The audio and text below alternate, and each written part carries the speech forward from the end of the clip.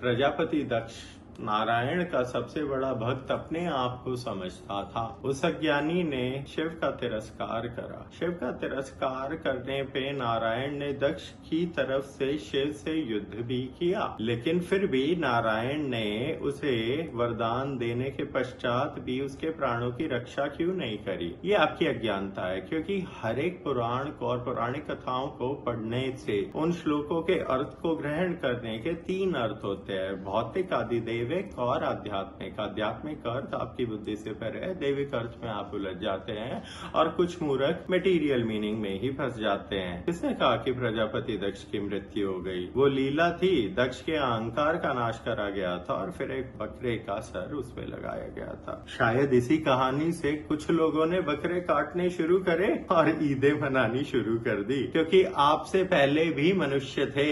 सृष्टि की शुरुआत इतनी पुरानी है जितनी आपकी उंगलियों पे गिनती ना हो और ना आपके इक्विपमेंट्स कर पाए। Billions and billions of years old. तो ये रही नारायण की लीला। दक्ष के अहंकार का नाश करने हेतु ये लीलाएं रची गई। अरे इन लीलाओं के लिए तो बर्बरिक का शीश प्राप्त करा। बर्बरिक का सर क्यों काटा था? अभिमन्यु की बलि दी गई। कुंती के जितने भी पुत्र थे उनके पुत्रों का वध हुआ। ये सब पता था फिर भी होने दिया। ये सब उसकी लीलाएं हैं। उसकी लीलाएं समझने के लिए आपको उसकी बुद्धि के स्तर पे आना होगा।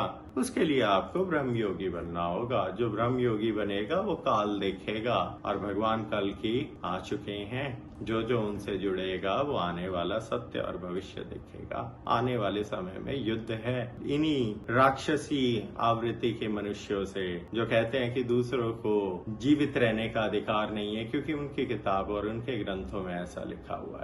आप किसी किताब को पढ़ के अगर किसी दूसरे मनुष्य को बिना करुणा के मार देते हैं तो आपको क्या लग रहा है? ये प्रकृति आपको बख्श देगी। नारायण है उसका नाम। उसके अवतार हर युग में होते हैं। ये कलयुग है तो कल की अवतरित नहीं हुए, जागरूक हुए 2019 में। उसकी कहानी फिर कभी बताएंगे।